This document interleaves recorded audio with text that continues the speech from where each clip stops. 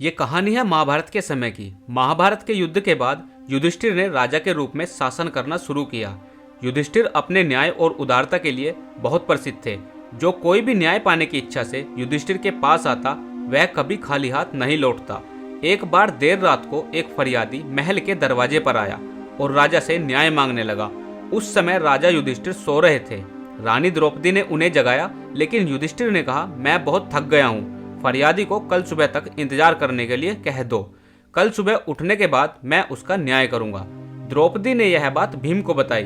भीम ने जब यह बात सुनी तो वह तेजी से उस बड़े नगाड़े के पास गया जो महल की छत पर था, और वो नगाड़ा सिर्फ तभी बजाया जाता था जब राजा युधिष्ठिर कोई बड़ा युद्ध जीतकर वापस आते थे।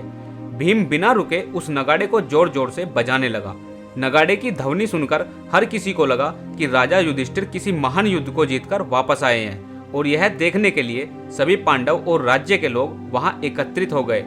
काफी देर तक नगाड़ा बजता रहा। अंत में राजा युधिष्ठिर को भी उठना पड़ा।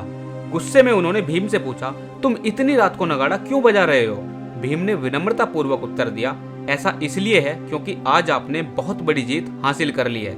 यह सुनकर राजा युधिष्ठिर चौंक गए और पूछा, ये तुम क्या कह रहे हो? भला इतनी रात को मैंने कौन सा युद्ध जीत लिया है? भीम ने उत्तर दिया, बड़े भाई, आज आपने समय को ही जीत लिया है। आपने महारानी द्रौपदी से कहा कि फरियादी को न्याय कल सुबह मिलेगा। अब यह घोषणा तो कोई तभी कर सकता है जब वह समय के साथ जीत हासिल कर ले। क्या आपको यकीन है कि कल सुबह तक आप न्याय करने के लिए जीवित रहेंगे, या फिर यह फरियादी न्याय प्राप्त करने के लिए जीवित रहेगा?